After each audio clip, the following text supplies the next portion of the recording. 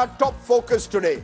The Congress party, which lost the Maharashtra elections badly, has now filed a complaint with the Election Commission over what it calls serious inconsistencies in the polling and counting processes in the Maharashtra Assembly elections. The party is claiming that there were several faults in the voter list preparation and the turnout figures at the end of the day. Party chief Mallikarjun Kharge had earlier called for a nationwide campaign against electronic voting machines. Today we'll have a special roundtable with former chief election commissioners on electronic voting machines versus ballot boxes. But first, take a look at our top story. The election defeat suffered in the assembly elections is not resonating well with Maharashtra Vikas Aghadi leaders. The Congress has now moved the Election Commission, claiming inconsistencies in voter registration and turnout data. The complaint was submitted by a panel comprising AICC Maharashtra in charge Ramesh Chennitala, Maharashtra Congress Chief Nana Patole and Congress General Secretary Mukul Vasnik. In the complaint, Congress has questioned the increase in turnout figure from 58.22% at 5 p.m. to 65.02% at 11:30 p.m. on voting day and to 66.05% hours before counting. The Congress also claimed that approximately 47 lakh new voters were added to the voter list between July and November. The party alleged that many voters' names were deleted arbitrarily. The Congress claimed that out of the 50 assembly seats with average increase of 50,000 voters, Mahayuti won 47 seats. The Congress claimed that these inconsistencies have been extracted from the information made publicly available by the Election Commission. एक vote का भी फर्क होता है तो पारदर्शिता खत्म हो जाती है, यह हमारा चुनाव आयोग को कहना है। यहाँ तो 9,99,359 वोटों का फर्क आ रहा है, तो इसलिए चुनाव आयोग ने ही उसमें बटन दबाई क्या, ये भी सवाल खड़ा हो रहा है। Meanwhile, speaking at Congress Working Committee meeting in Delhi on Friday, Party Chief Mallikarjun Kharge reiterated the charge of EVM's manipulation. The CWC believes the integrity of the entire electoral process is being severely compromised. Free and fair election is a constitutional mandate that is being called into serious question by the partisan functioning of the Election Commission. Increasing sections of society are becoming frustrated and deeply apprehensive. The Congress will take this public concerns as a national movement. The BJP has rubbished Congress's allegations. जब तेलंगाना में चुनकर आई तब घोटाला हुआ था क्या? जब कर्नाटका में कांग्रेस चुनकर आई तब घोटाला हुआ था क्या? जब हिमाचल में चुन के आई तब घोटाला हुआ था क्या? तो सवाल ये है कि ऐसे झूठे बयान देकर लोगों के सामने एक संभ्रम निर्माण करने का और लोगों को गुमराह करने के लिए ऐसे बयान दिए जाते हैं। The BJP-led Mahayuti alliance scripted a stunning comeback in the assembly elections after the setback it suffered in the Lok Sabha polls, winning a 3/4 majority. Since then, the Congress-led Mahavikas Aghadi has been questioning the results. Bureau Report, India Today.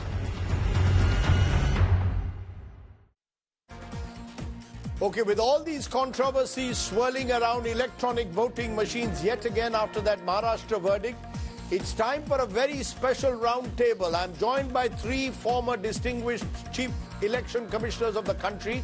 On the panel, Naveen Chawla, O.P. Rawat and Dr. S.Y. Qureshi, all former chief election commissioners. We also hope to be joined by Madhav Deshpande, former CEO Tulip Software. He'll give us the technology perspective. I'm going question by question to answer all the queries swirling around EVMs. My first big question, can EVMs be hacked as some are suggesting? Naveen Chawla, why don't you take that question? Can EVMs be hacked in your view? The EVMs cannot be hacked in my view. And I have made my position completely clear in my book, Every Vote Counts, where I have devoted a whole chapter which calls itself the EVM, a controversy that refuses to die. And I know the time is limited, so I will mention just 3 reasons why I think it cannot be hacked, if you give me that permission. The first is that the EVM has stood so many judicial tests in different high courts, in the Supreme Court, and in every one of them, the loser or the losing state that went to the High Court or the Supreme Court came away having only received accolades for the EVM. The Karnataka High Court once called it the wonder of the world, and so on and so forth, several high courts. So one is, broadly, that every judicial verdict has pronounced the EVM to be safe. And remember, these are judges of the High Court and Supreme Court who have gone into great detail before they have come out with their judgments, which are available to be read. The second, which the press doesn't take note of, and which I thought I'd mention straight away, that in our country, as apart from other countries that use machines of one kind or another, we are under an administrative bureaucratic structure. We don't have volunteers coming in. So we will have the district magistrate and IAS officer assisted by IPS and other officers. And the result is that all these officers, their duties are calibrated according to the Constitution. They are under rules of governance, statutory rules of governance. And there would be, I don't think there has been a single case that I remember reading about or in my time where anyone would have gone out of the way to be able to go into a warehouse under their control and try and manipulate an EVM.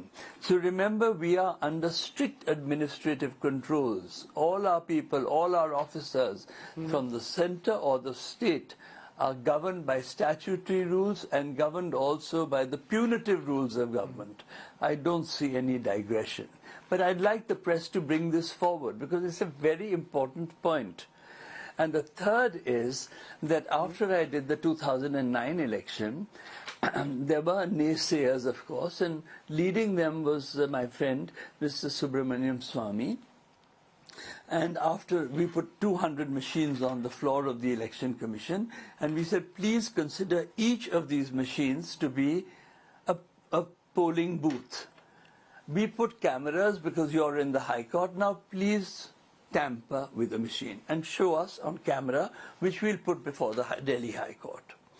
So now nobody could quite tamper with that. They all wanted the engineering, they wanted the manufacturers to give them their various codes, which are not possible. Even we in the Election Commission never got them.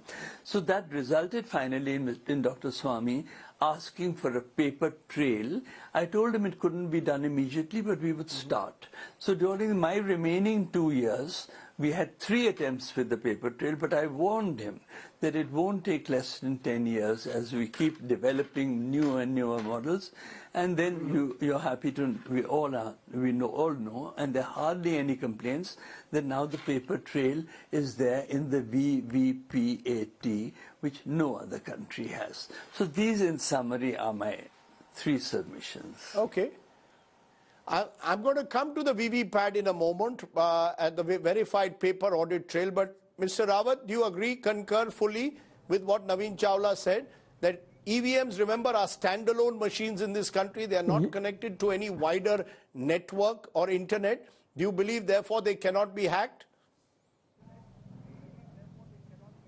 Yes, they cannot be hacked, and I have also said this time and again. And during my time, we threw EVM challenge when there was a campaign against EVM, and no political party came forward for almost a whole week to meet the challenge. If anybody had any belief that it can be hacked, they could have come with their engineers and tried their luck. Okay. Can I also get in Dr. Qureshi? Dr. Qureshi, do you believe that EVMs cannot be hacked? Remember, Elon Musk in the United States that says that even EVMs can be hacked, but India retorts by saying we have standalone machines that are not connected to any wider portal or network. Do you believe, therefore, EVMs cannot be hacked in this country unless you get access to the strong room? Yes, absolutely. I have been saying till this morning that the EVMs of India cannot be hacked.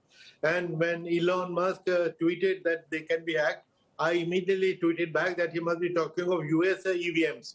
He cannot talk about Indian EVMs, about which we we can support. That there is no question that they can be hacked, because there are technological checks, there are administrative controls, and it is next to impossible to tamper with them. Okay, let's turn. So on hacking, there's a consensus that all three of our chief election commissioners are insistent that EVMs cannot be hacked. Unless, of course, someone gets access to the strong room, in which case, of course, anything is possible. But so far, there has been no video that's come in ever of people entering a strong room, and thereby that argument also doesn't work. The next one, what explains the surge in turnout after 5 p.m.? And I want to throw some numbers at you. In Maharashtra, for example, there was an 8% increase in the state of in other states. During the Lok Sabha, for example, there was even an increase 10 to 12% at times, but Maharashtra was 8%. Is that enough, though, Naveen Chawla, to say that why is there a surge in voting? Now, the Maharashtra CEO has pointed out that even in 2019, there was a 7% increase after 5 p.m. Polling closes at 6 p.m. So it's the average voter turnout per hour. And yet there are people who are asking questions to explain the surge. Do you think that raises doubts that we should be getting these numbers in real time rather than at 11:30 in the night, or indeed a few hours before the polling ends the next day, when suddenly numbers go up?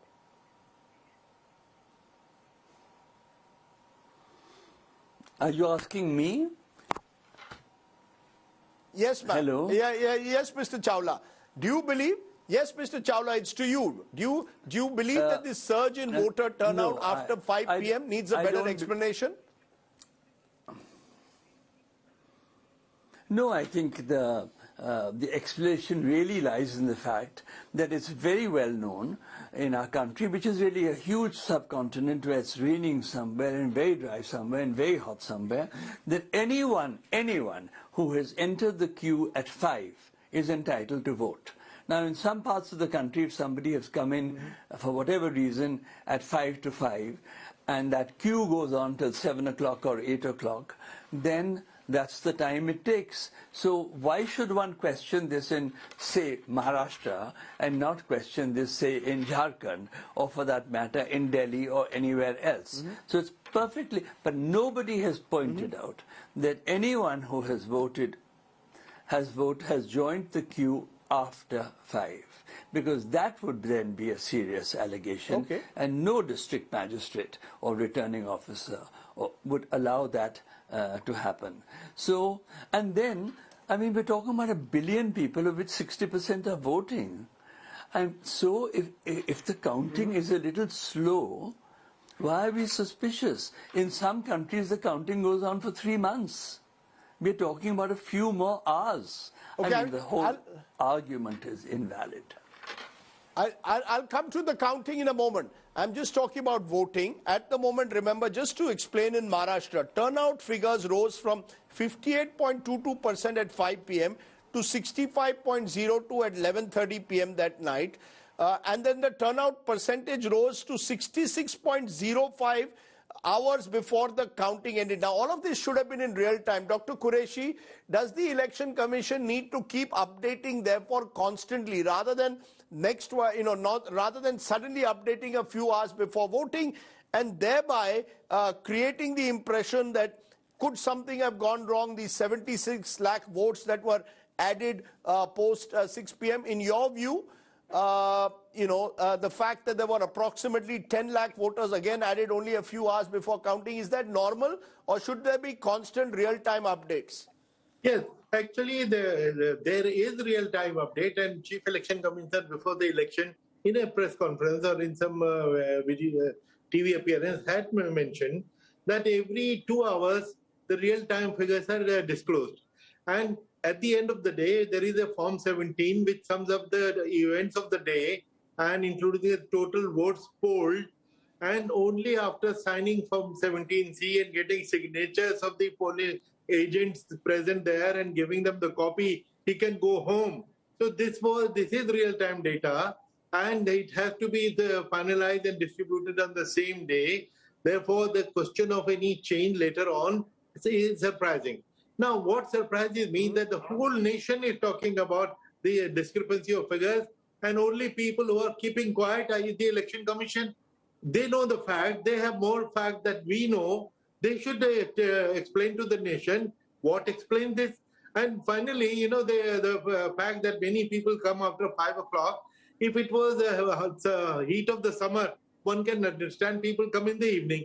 Today is the best weather of the year around the country, and therefore there is no question of people waiting for 5 p.m. and staying till 11 p.m. These are things which need to be explained. And who can better than the Election Commission itself? Silence is not their option.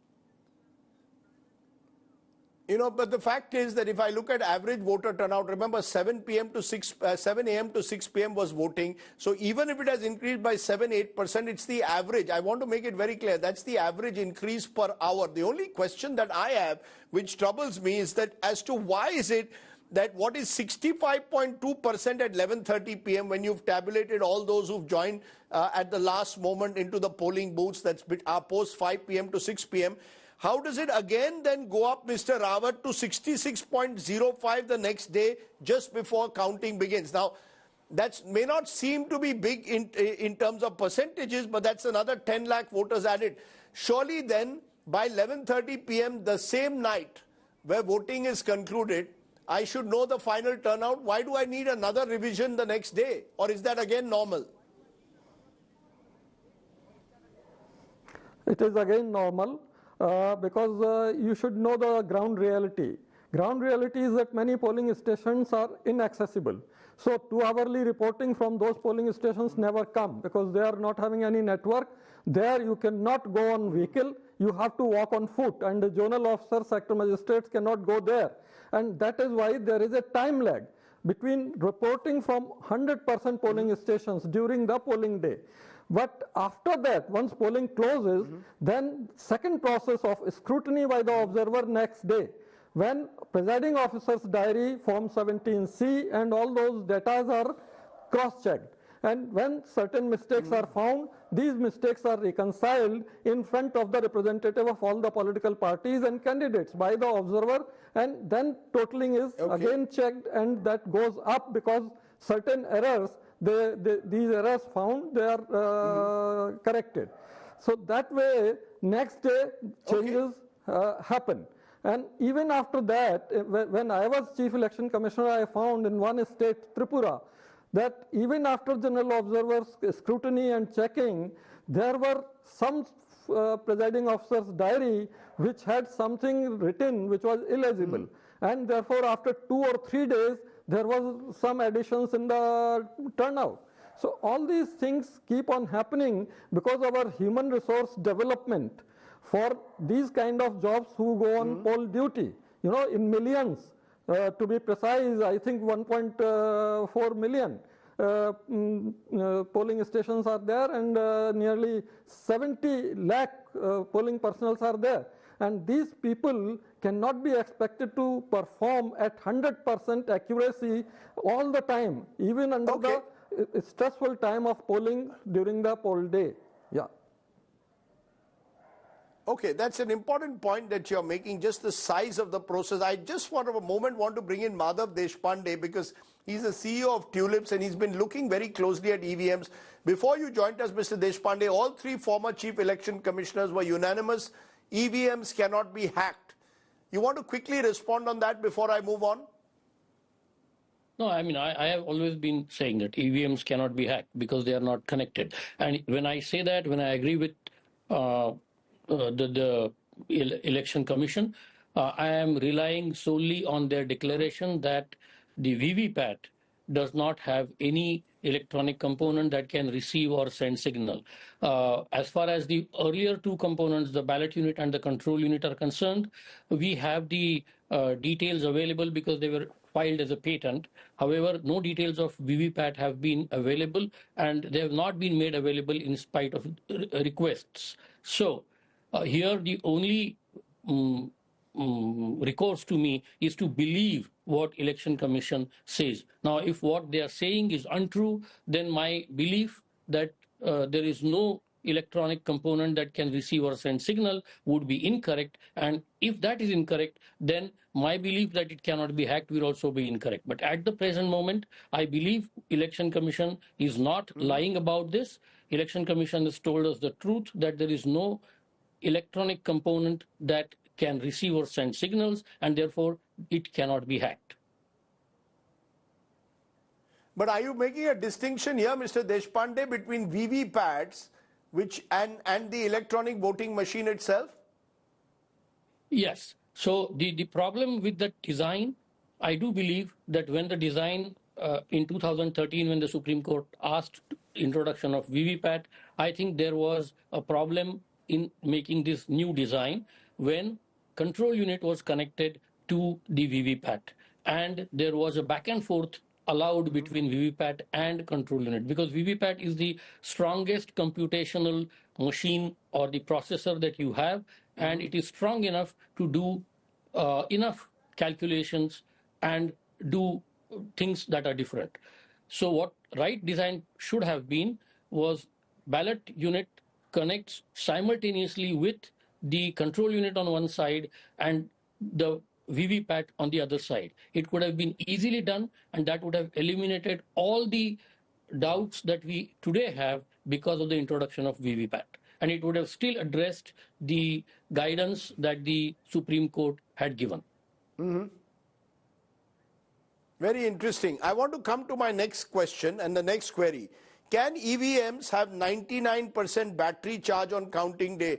Dr. Qureshi, you have heard this, the Congress party claiming both in Haryana and some of them now in Maharashtra that some of these EVMs seem to be charged on counting day 99%, and those are the constituencies they lost. They claim if a EVM was working right through the day, from counting day onwards, how could it on counting charge day show a 99% battery? Is that problematic to you or not?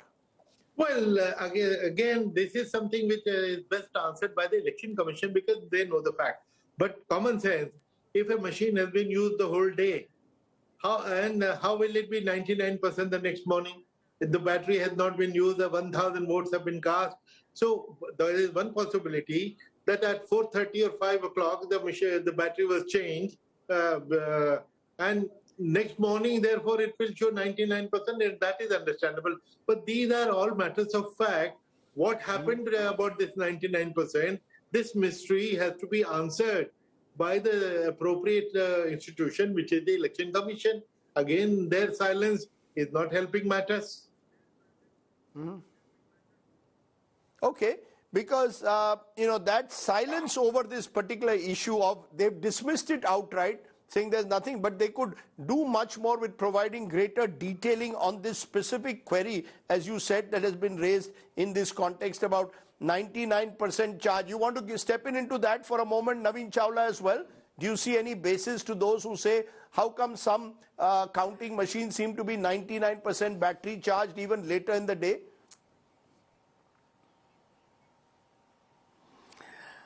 Well, I do agree with Dr. Qureshi that every single doubt that was ever raised in 2009 election, we did our very best to answer. And the premise was that talk to all the opposition members, and don't talk to the people in the government, they're always satisfied. Talk to the opposition, talk to the independents, find out what their doubts are and address them. Every doubt must be addressed. And it should be done throughout the process. With that confidence having been instilled in voters, candidates and people at large, we hardly had any. But I would say that there still might be a credible explanation here that the Election Commission should give. And every single person who may have lost by a very small amount of votes needs an answer. And I'm not sure that the Election Commission has as forthcoming as with their answers as they might have been. Let me turn to the next question, and this is one I think, can voter lists be manipulated? And that is an important question. Are they all genuine or manipulated? And I want to ask you this, Mr. Rawat, by giving some hard details. The fact is that in Maharashtra itself, there was a huge increase in the number of voters between July 24 and November 24. Nearly 47 lakh voters were increased. And in 50 assembly constituencies, there was an average increase in the voter list of 50,000 voters. The ruling regime and its allies secured victory in 47 of them. Is there a worry that voter lists, either names are being deleted or added? I spoke to Nitin Gadkari, the union minister, on camera. He expressed concerns that voters' names had been deleted in Nagpur during Lok Sabha. Is this a real concern that specific voters could find their names deleted or added? There have always been these concerns. There have always been these concerns, and the political parties, they resort to this kind of rigmarole. Many of them file applications on behalf of other voters that their name should be deleted, and in the process, it is very difficult to find out whether it is a sort of lie or it is being done on behalf of the voter. And these attempts are thwarted by Election Commission and their returning officers by going to the ground reality and checking it. Still, there may be some problems where one or two names. Because I'm giving you a specific. Not found. It's not one or two names. With due regard, and Dr. Qureshi, you might want to step in. I gave you the numbers. There are constituencies where the average number of voters rose by about 50,000. Now, EC will say this is their greater effort in enrolling voters, but there will be question marks. Also, because along with that, there have been reports of voter suppression, as we saw in parts of UP. The police were accused of not letting certain people vote. Is that something which needs to be looked at far more closely than just EVMs? That could be the real problem, the manner in which voters' names are added or deleted. Yes. When the opposition keeps blaming the EVM, I tell them that they are barking up a wrong tree. The real issues and problem could be in voter list. Election can be won and lost before the election by manipulation of the voter list or mistakes in the voter list. But to be fair to the Election Commission has spent lakhs of rupees advertising in multiple languages. Okay, please check your rolls, and nobody checks the rolls. And when you go to the poll day and your name is missing, then you start crying. But you were warned, you were asked to check the roll so that corrective action could be taken. But voter roll is perhaps one weakness in the whole system, and it is always fluid. We need to focus more, pay more attention to voter list than any other issue. Okay. That's an important point. Let me turn, therefore, from there to you, Mr. Deshpande, to my next question.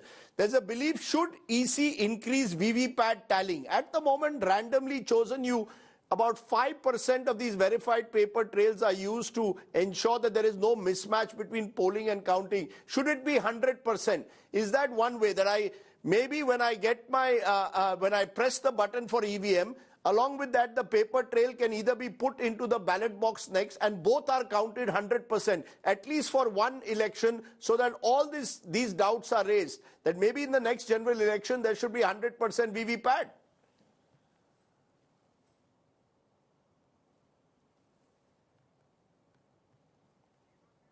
Mr. Deshpande, you're on mute.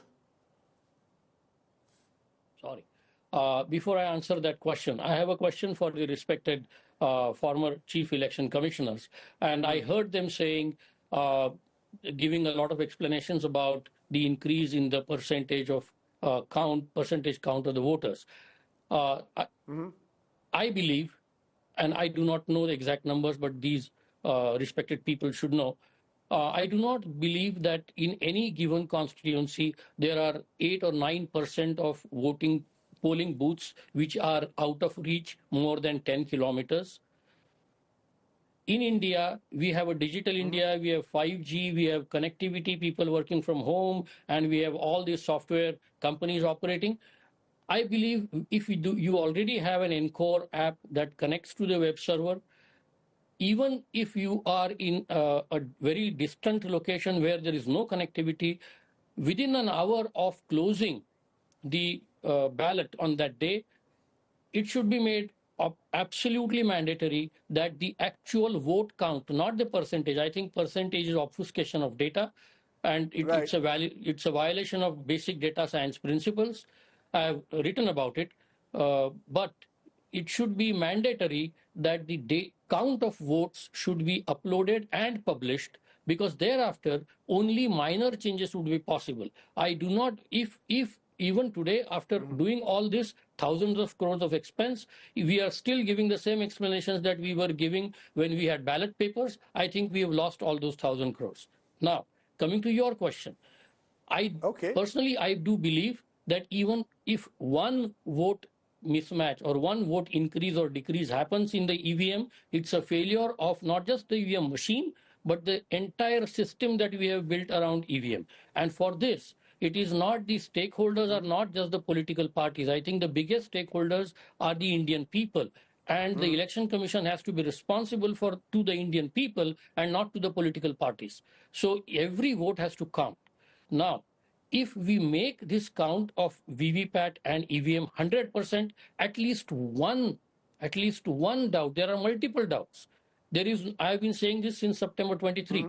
The electronic pairing between control unit, VVPAT and ballot unit has never happened. I do not know why. We use electronic pairing every day in a Bluetooth speaker from our phone. It's a very ubiquitous technology available. Even if you don't use Bluetooth, you can do it by wire. It is very well established all over the globe. Why it is not done? Because if you do that for every polling booth, with all the machines with a central polling booth identification, then it will be impossible to replace control unit or VVPAT or both the things together. And that will eliminate a lot of doubt. As long as you do not eliminate the doubts, there will be allegations. Can I very quickly bring Naveen Chawla in on that? Naveen Chawla ji, the opposition is saying have 100% VVPAT counting. Now, most statisticians would say 5% is enough, randomly done. Do you believe, just to clear all doubts, we should have 100% VVPAT counting along with EVMs? Not at all. In that case, you can go back to the ballot paper system. And once you go there, there's no coming back easily. So be wary in suggesting that, Mr. Deshpande. I would suggest that even if we are at 7% or 8%. I have never advocated ballot paper. I have always said in all my interviews that going back to ballot paper is like going back to bullock cart age. But given the situation today, where Election Commission, all my RTIs the only point I was making, the only point. No, is it better if we have 100%? No, but if we have a 100% VVPAT trail?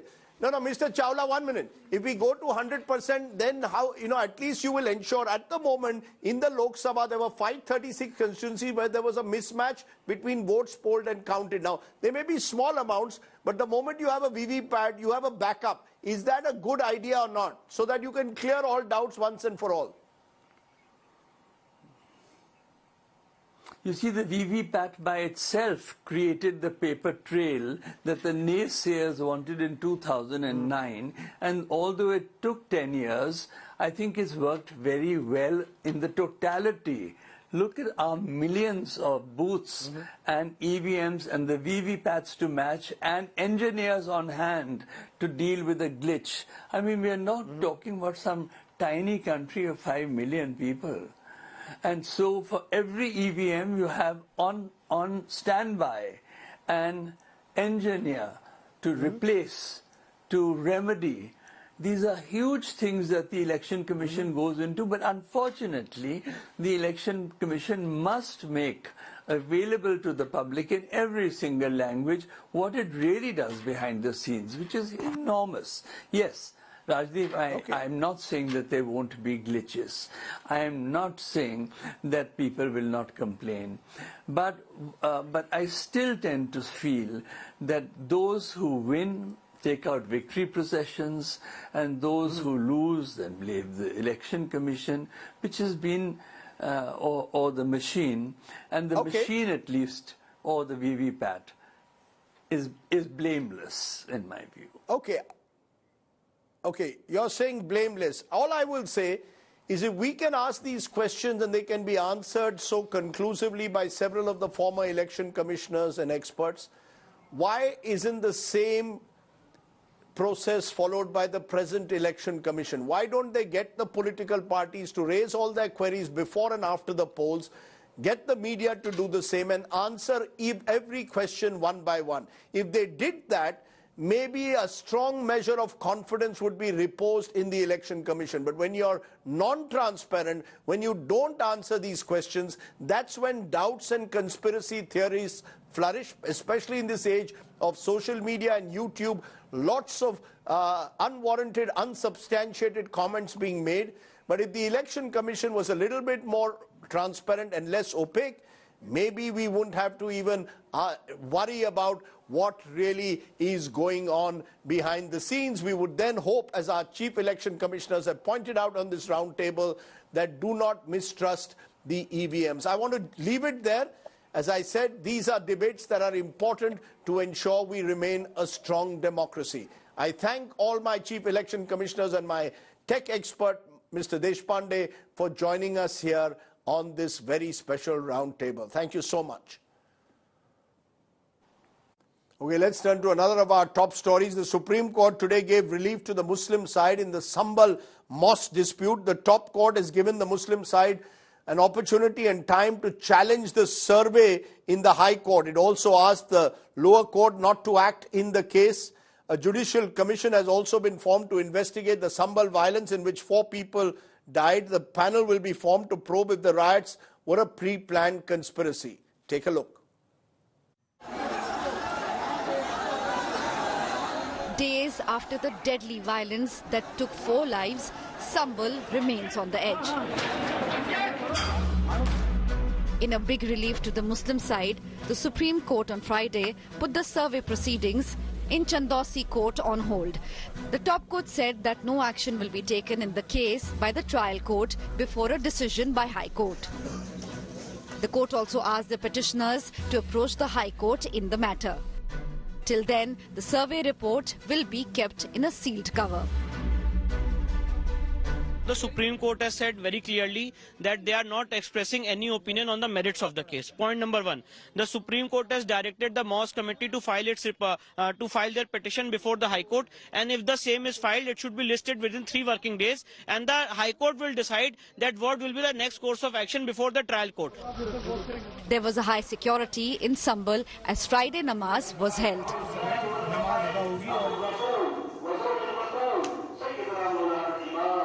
Today, entire Sambhal area has been divided into 3 tiers: the super zone, zone, and sectors. Each sector, each tier headed by the different hierarchy of officers: additional SPs, COs, and DSPs, then SHO or inspectors. I have given them lot of women constables with PSC and then RAF also. Meanwhile, political blame game peaks over Sambhal clashes. पूरा प्रदेश और देश के अंदर मुख्तलिफ मुस्लिम समाज के लोग ही नहीं बल्कि हिंदू समाज के भी हमारे सेकुलर भाई जो इस चीज़ को महसूस कर रहे हैं कि ये प्रदेश और देश के बर्बाद करने पे तुले हुए हैं और इस देश की एकता और अखंडता को तोड़ना चाहते हैं। इसलिए सब लोग चाहते हैं इस टाइप के इशू पर रोकना चाहिए। प्लेसेस ऑफ वर्शिप एक्ट का सही तरह से पालन होना चाहिए। आसपास से भीड़ इकट्ठी करके मस्जिद पर पथराव कराया, पुलिस पर पथराव कराया। जिस प्रकार से जो लोग सर्वे की टीम वहां गई थी माननीय न्यायालय के आदेश पर, उस पर ऊपर पथराव हुआ और किस प्रकार से उन्हें सुरक्षित निकालने का काम किया, किस प्रकार से वहां जो कानून व्यवस्था की स्थिति पुलिस लोगों ने उत्पन्न कर दी थी, वो किस प्रकार से पुलिस ने उसे हैंडल किया। The Uttar Pradesh government has vowed to maintain law and order in the region.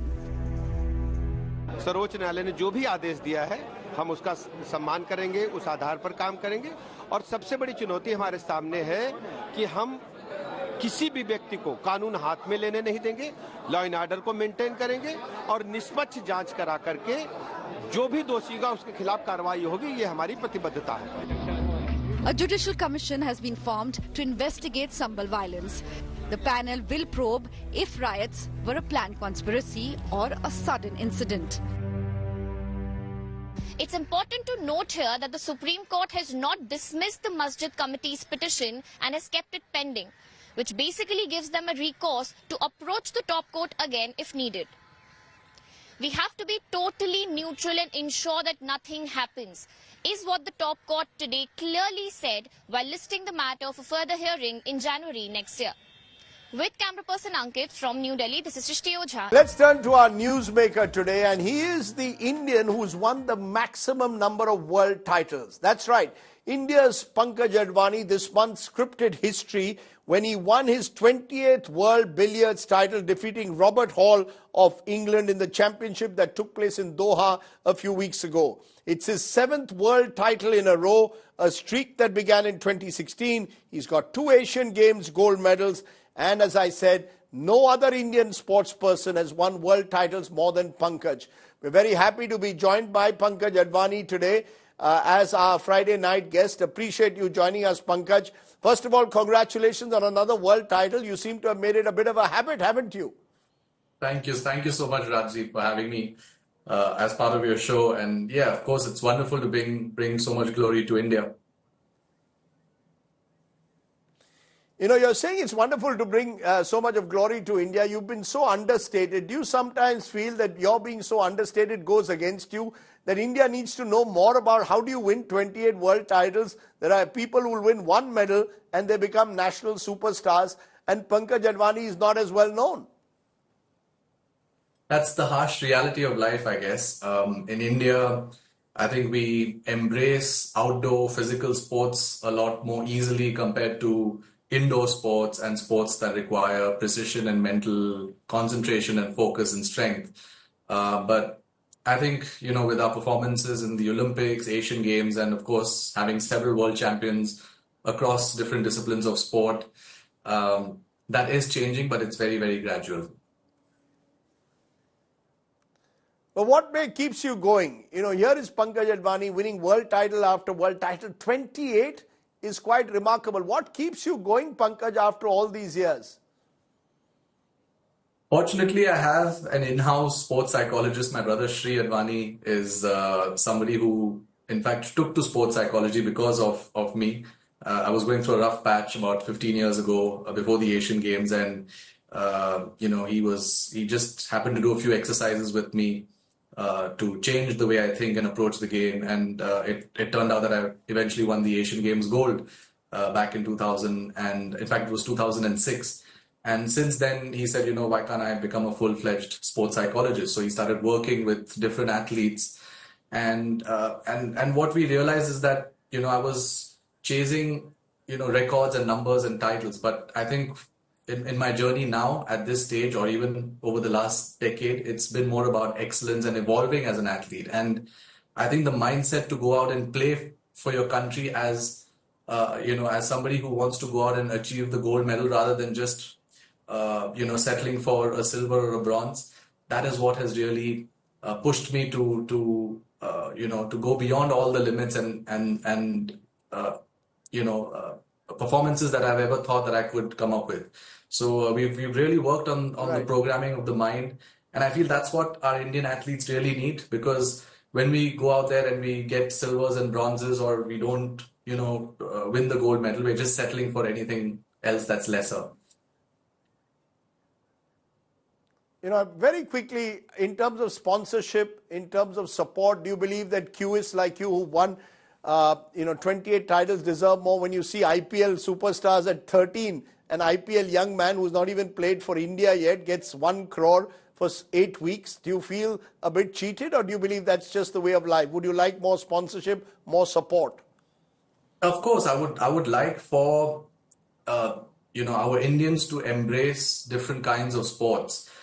India is not a one-sport nation like it used to be, because we have world beaters across different disciplines. And we need to understand that not everybody can become a champion cricketer. I mean, yes, people have aspirations because they see more money in it, but I think there's opportunity everywhere. And, even as a youngster, I was fond of cricket, tennis ball cricket, and I was pretty good at it. But the moment I took to Q Sports, I knew this is where my talent and my passion lied. And like that, there are so many Indians. There's no dearth of talent, Rajdeep. It's just that we need to create opportunities for people in different fields, not just the conventional sports, not just the outdoor sports or those that, are well, that pay well or that bring you a lot of fame and name and rewards instantly. It's all about the journey. And I think, my body of work over the last 10, 15 years, it makes me definitely feel that, yes, there's a lot more that could have come my way. But I'm not complaining because I think, one day, people will realize, all the efforts and the sacrifices that I've had to make, even my family and everybody who's supported me to understand that, okay, fine, there is a path in different sport as well. I want to leave it there, Pankaj. You're our Friday night guest, and I only wish that you win many more world titles and the world recognizes, India recognizes what you've achieved for the sport. You're a true Khel Ratna in that sense for this country. 28 world titles is quite amazing. Congratulations to you, and may you keep winning more laurels for India. Pankaj Advani, for joining me on the news today. Thank you very much. Thank you so much. Thank you.